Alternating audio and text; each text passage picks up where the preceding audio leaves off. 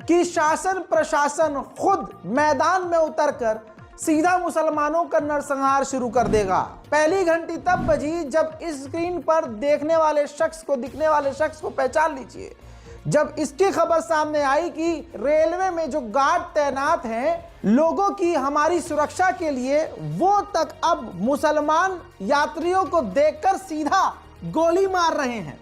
लेकिन भारत के मुसलमानों ने इसको भी हल्के में लिया और विरोध में आवाज ज्यादा नहीं उठाई गई और हिंदू पक्ष के द्वारा, बहुसंख्यकों के द्वारा नॉर्मलाइज किया गया कि ये तो बेचारा मेंटली डिस्टर्ब था। लेकिन रिपोर्ट सामने आती है मेडिकल की, ये बिल्कुल सही है, ये दिमागी तौर से बिल्कुल सही है। बस दिमाग में इसके भाजपा, मोदी, अमित शाह, योगी के नाम का कीड़ा है। उस वक्त इसने इनके नेताओं के नाम लेकर गोली चलाई थी। रिपोर्ट वो आप जाकर पढ़ सकते हैं।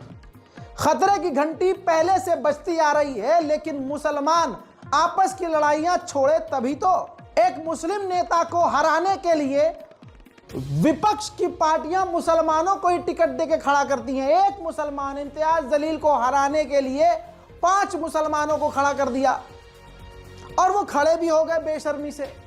मेरे दोस्तों, हालात बहुत खराब हैं।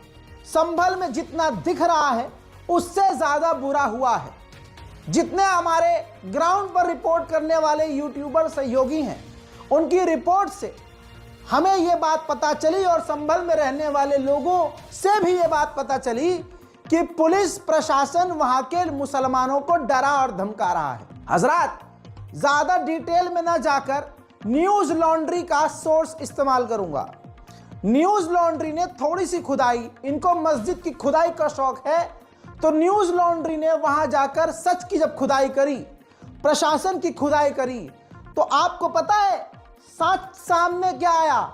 जिस बेचारे एक मुस्लिम युवक के जांघ में गोली लगी है, पुलिस उससे कह रही है कि देखो, पुलिस की गोली तुम्हें लगी है तो इसका मतलब तुम पत्थरबाजी कर रहे थे, तो तुम्हें बाबू डालना पड़ेगा जेल।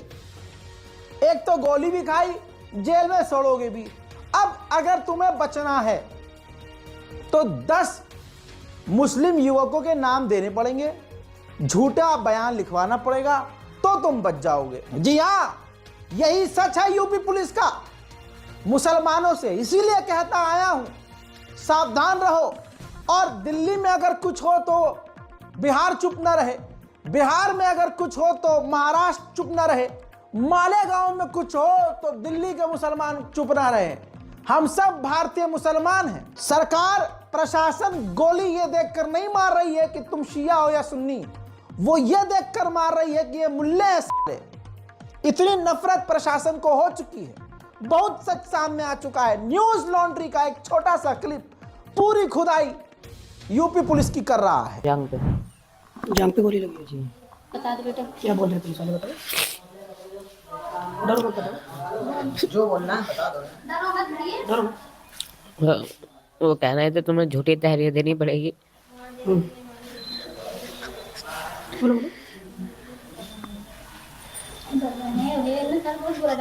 कोई नहीं, बोलो बोलो। अरे बोलो बोलो गए बोल दे तो बेफिक्र हो।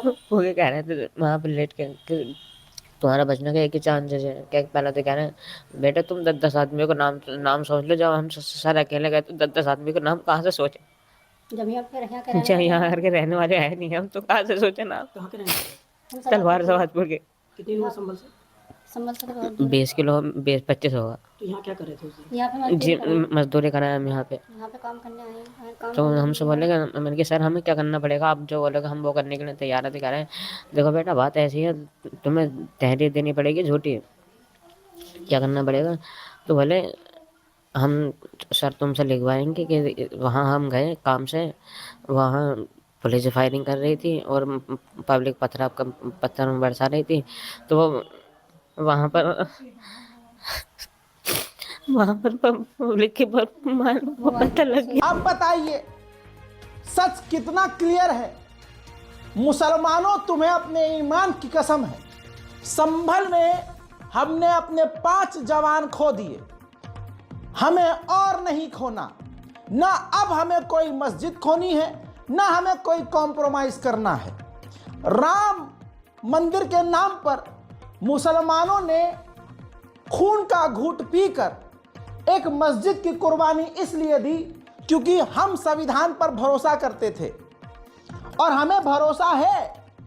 अभी मैं इससे जुड़ा हुआ बयान आगे सुनाने वाला हूं। हमें भरोसा है